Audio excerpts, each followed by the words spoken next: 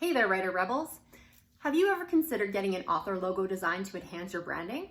Well, today we're going to talk about some of the things to consider before you pick a design so you can rock that logo and get something that you really love.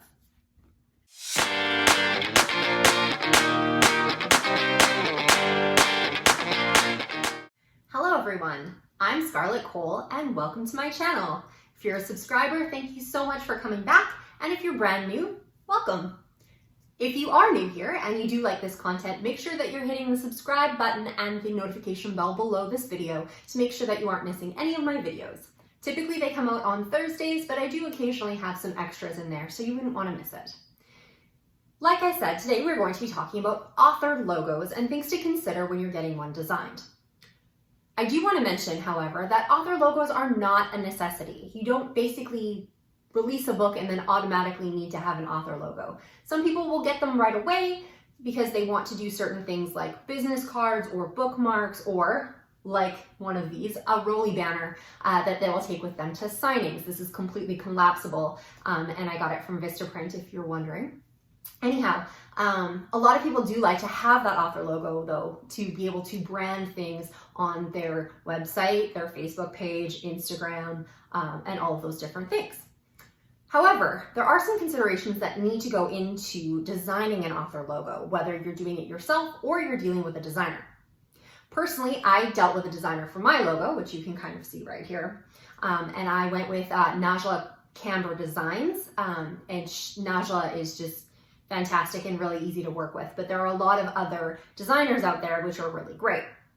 As you can see, this is my logo here, but I also dealt with NCAT Designs when I did my imprint logo, which you can see right here. When I did both of these logos, there were certain things that I considered when I was doing them, and I'm going to share some of those with you today. The first thing to consider is knowing your author theme. What do I mean by theme?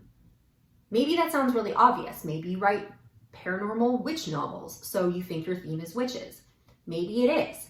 However, sometimes there's more that goes into that than just the content of what you're writing. For me, for example, if you've watched my other videos, you'll know that my first two books were released very close together, and both of them were in different genres.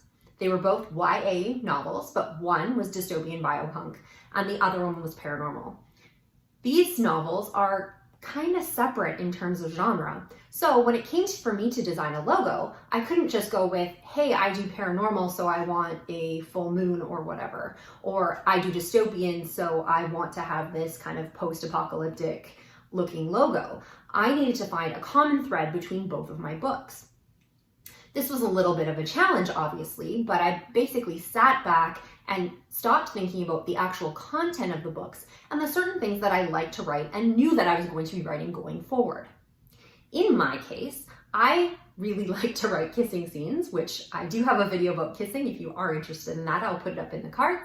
I do like to have romance or romantic element. Actually, the two books that I put out are not actually romances per se, but they do have heavy romantic elements, which is something that I really like, and I know going forward is something that I'm probably going to include in every book.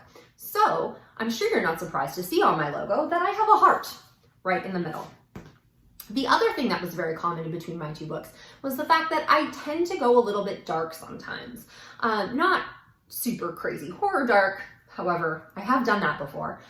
I always kind of have this like edge of reality, things that aren't exactly, pleasant to always encounter.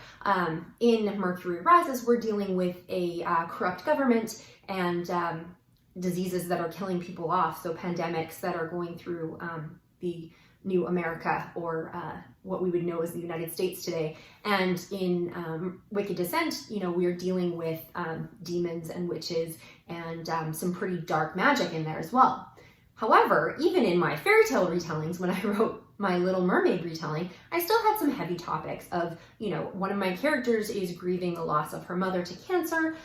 We have another character who's dealing with his parents' divorce and what that means for him. So there is that kind of edge of reality that I like to put in all of my books. And even though I've tried to write really light before, it doesn't seem to work for me. So I feel like this is something, as an author, is kind of a theme for me. I'd like to have that reality, little bit of a a hit, and I always like to have some sort of romance. So for me, it kind of made sense, this logo, because I have this heart, but I also have these pointy kind of thorns, and they're kind of still pretty, which fits in with what I do, but they aren't, so they're not really menacing. But on the same note, it's got those little prickles, that little bit of something that sticks with you. It also works in like my personal style. I'm one of those girls that will wear her leather boots with her lace skirts and her spikes with her ruffles. So this fits me, and this fits my style and my theme as an author. From those descriptions, I could write anything. I could write thrillers that have a romantic element and have that little bit of reality. I could write horror. I could write space opera. I could write basically anything that's going to have those themes. So by basing my logo on my themes as an author, instead of physically what I was writing, this gives me a little bit of wiggle room if I choose to do something else, or if I choose to mix it up within my genres. The nice thing about that is that it shows the reader what they're going to get. Every time they open up a Scarlett Kol book, they can probably guess that they're going to have some sort of romance in it, and maybe a little painful. So this is what I wanted to portray, and if you pick up any of my novels, that's the kind of thing that you're going to get. Another example is a friend of mine. She did this logo here. Celia, on the other hand, doesn't write what I write. She likes to write romantic comedy. However, she also writes varying levels of romantic comedy. She writes straight romantic comedy. She writes LGBT romantic comedy. She writes a lot of different things. So for her, it made sense to have a logo that was light and fun and flirty, which is kind of what her tagline says as well. Also, the one thing you'll notice is her logo has these bright, vibrant colors, whereas mine, the red is pretty bright, but we have got very red and black. So from what I said about my themes, you can tell that the red and black basically fits in. For Celia's logo, hers are a lot brighter, conveying that light, romantic comedy kind of vibe. She likes to have some zany things in there sometimes. She likes to have some wacky stuff. So if you're reading one of her books and all you saw was the logo, you would kind of get that vibe before you open the first page of what you were going to get. This is extremely important because, first off, you want to do a brand that's going to represent your books. If you have something that just looks really cool but doesn't represent your books, then your readers are going to get confused. Let's use the paranormal example. Let's say we went with a black cat and a witch's hat, but we went kind of really, really dark colors, some very menacing fonts for the author name, but you write very light and fluffy, kind of fun, almost cozy paranormal. Well, if someone were to see that logo, they're not going to tie that to your books. Maybe you'd be better off doing the same logo in a lighter color, something a little more fun, a little more upbeat. On the contrary, if you write very dark books and you have a, fuchsia pink, fun unicorns and cotton candy, your readers aren't going to be able to connect the two. So one of the things that's really important is making sure that you're knowing what your author theme is. Another point on that will be in the next consideration, which I'll get to in a second. But before you hire a designer or before you start designing yourself, sit down, look at the books that you have, look at the books that you plan to write, and figure out what do those things have in common. What do I have to offer as an author, not necessarily what my books are about. Okay, so the second consideration would be to get something that you can grow with. So I kind of mentioned this a little bit already with knowing your theme, but this also comes into play with you don't necessarily know what you're going to write 5 years, 10 years down the road. Maybe you are going to start out with those fantastic cozy witch books, and maybe you will stay with that for your entire career. And if that's what you know you want, then that's great. If you aren't, however, like in my case, where I had a couple of books going, things change. After a couple of years, I know what I was going to write, but those plans have changed. I ended up getting into fairy tales, which wasn't something I had expected to do. And, there's certain series that I've come up with ideas that I didn't think of those back when I was designing this logo. So it was something that I needed to be able to grow with. However, no matter what I'm writing, I'm still having those same author themes in there. So I know my logo is going to grow with me and is going to work. So if you are writing those witch cozies and then all of a sudden your next series is going to be, vampires, or you decide to jump genres altogether and to go into contemporary romance, that might cause a little bit of a problem with your Black Cat logo. Mine, however, if I decided that I wanted to go into contemporary romance, I could probably do that and it would probably fit just fine. That might be a bit of a stretch because, like I said, if you do write paranormal and you kind of want to give off that vibe, then if you know you're pretty much going to stay there predominantly, then you might still want to use motifs and things like that. But it is definitely something to consider. The other thing I've seen people do, which works out really well, is they'll get another logo designed. If something changes, they will have, maybe a bright sun with their names in a specific font for their lighter contemporary romance, and then they will have a very similar logo with a crescent moon and stars and a lot darker for their paranormal work. And they just kind of work in complement with each other, so it's all branded together. The problem with that is you're paying for another logo and you're paying for another branding set. So unless you want to be coming up with a new logo for every single piece of work that you're doing, similar to pen names, you only want to do that so many times because it gets a lot to manage, especially since if you're running the same Facebook page for both of those types of books, what logo do you put at the top? Do you put both of them? Are you just going to put one? If you have 5 logos, how's that going to work? When you show up at a signing, are you going to have 2 banners or do you want to have 1 banner? So if you are willing to do multiple logos and multiple designs and to be able to use those in your branding for both of them, then feel free to go right ahead. However, when you're first starting out, some of these branding packages can be a little bit expensive and you're usually paying for it on your own dime. So you want to make sure that you're going to get something that grows with you. The other thing to consider is the category that you're writing. If you look at my banner right here, it says speculative, I'm pointing at the wrong thing, sorry, speculative YA fiction with heart. That tagline is not actually part of my logo. The logo itself is just the author name, this icon, and it actually says author in red underneath here. And that's the official logo. The reason I did that was because I love YA. I think I'm staying with YA. But what if I change my mind?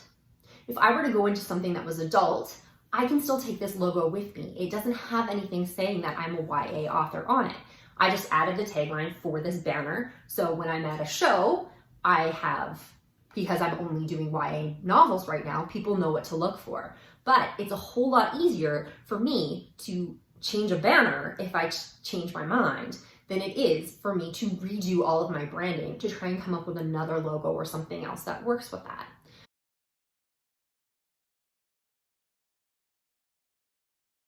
If you can find something that's going to work in any category and you don't have something in your logo that's going to be predominantly focused on that actual category, it's going to have a little bit more longevity for you. However, like covers, your logo can always be redone. If you've done something that you don't think is going to grow with you, then that's okay. You can always get another logo redone, or you can modify it or do something like that. But if you go into the design process already thinking about where your career might take you, even if it isn't something you've considered yet, your logo is going to last you a whole lot longer. A third thing to consider when you're looking at logos, and this one might be a little bit further down the path, is the placement of the items in your logo. If you take a look at mine, for instance, this is something I did not really think about, and I've ended up getting, not in trouble, but it's caused me some issues sometimes. I still love my logo and I'm not willing to give it up, but one thing you have to look at is it's tall and it's wide. So the problem with that is if you take a look at a Facebook banner, if I want the author name to show up well, I need to make that banner a little bit bigger. If I make the banner bigger, it cuts off the top and the bottom of my logo. One of the things that I was fortunate about is I did buy a full branding package. So in a lot of the branding packages you can buy, they'll give you like a monogram or a modified icon that you can use. And the modified icon I have just has the thorns going up instead of both directions. But this does cause some issues for me sometimes, because depending on how I'm trying to structure this on, a piece of swag or on a banner, like a Facebook banner, like an online banner, something like that, it needs to be tall and it needs to be wide. If you're using something that's generally just wide, then you're not going to have this up and down issue. But if you are going way too wide, are you going to get cut off on the ends? So the things you need to consider is, how is that going to look when you put it on your Twitter banner, your Facebook banner, your web page, all of those sorts of things. So, and if you stretch it out, how is that going to look? Your designer can definitely help you with these sorts of things, but this might not be something that they have considered either, or they're just doing what you've asked them to do. So even though they can see the problem coming, they might not tell you. Similar to placement is also your choice of colors. I talked about colors in the first consideration in terms of making sure that it fits your theme and all of those wonderful things. But the other thing about color is how it's going to look like when it's printed. So you're going to print your business cards, you're going to print your banner, all that sort of stuff. Right now, my banner looks awesome, or at least I think it does. That nice white in behind it, everything's great. My problem is I can't print this on black without changing the logo itself. Because these thorns, once they go onto a piece of black, let's say I wanted to do a t-shirt, or I wanted to do something on black paper, or I can't do that. I can probably change the author name very quickly by just changing that color, but to change those thorns and how they're so intricate around that heart, it makes things very difficult. Also, if I wanted to print on red, it makes things a little interesting as well. This does have a black line around it, so it will pop out a little bit. But if the shade of red doesn't quite match, it looks kind of unusual with the two shades of red being close together. Not a big deal. Typically, I'll just print on white or a lighter color, and that works out just fine. But if it's something that you're very passionate about, that you want to print on white, for instance, you're not going to want to have a lot of white elements within your logo, because you're not going to be able to print it out like you want to. The only other way to do that, which I have to do sometimes, if I want to print on black, I actually have to do a whole white square in behind the whole logo, or at least around these pieces, and it takes away from the design. So one of the things you definitely want to think about is, when you're incorporating colors, is how is it going to look like when it is on printed materials, and what kind of printed materials are you looking for? You might end up with some problems further down the road if you didn't think that far ahead. But to start out with, if you know you want to have a beautiful black navy blue banner, you need to think about how black or navy blue elements are going to show up on that banner, or whether or not you're comfortable with having a lighter color so that that shows through. And the last thing I would say to consider is just to be open. If you're designing it yourself, obviously it's going to be a little bit different. But if you've hired somebody to design this for you, the reason you've done that is because you probably either A, don't have the time or patience, which is fine, or you're like me and you're not good at design. I can write, I can bake, I can do a lot of things. However, visual arts are not my specialty. I draw stick figures and I draw them very badly. So when I go for help from a designer, it's because they're a professional at what they do. So one of the things you want to do when you're working with a designer is be open to their suggestions as well. Know what you want, know what you need going into it. Like I said, considering your theme, all that kind of stuff, because you don't want an artist to totally sweep you away, because just because something looks cool doesn't mean it works. It's the same thing as when you're choosing covers and things like that. Just because it looks cool doesn't mean it's going to sell in your particular genre. Doesn't mean it's going to appeal to your appropriate audience. So you don't want them to completely bulldoze you either, and most professionals won't, but you do want to be open to possibilities of where they're going to take things. If you give them some suggestions based on your theme and you're very upfront of, these are the things that are important to me and this is what makes sense to me, they might have a whole different idea that you hadn't thought of that works just as well, if not better. So even though you do have all of these considerations made and you figured everything out, make sure you stay open to your designer's possibilities. At the end of the day, they might give you exactly what you want and that's it. But if you've hired a professional, let them be a professional. Designing an author logo should be a really, really fun process. Besides, when do you ever get to make up a personal brand with pictures? It's super, super fun, but don't let it get you stressed out. If you spend a little bit of time up front and know what you want going into it, it's not going to be as frustrating or overwhelming as you think it might be. So remember the things to consider. Number 1, consider your author theme and make sure you know what your novels are about, not necessarily what the plot is. Number 2, get something that can grow with you, at least for the next little while, so that it's going to apply to all of your books, no matter what, if you make any genre or category changes, if you can avoid it.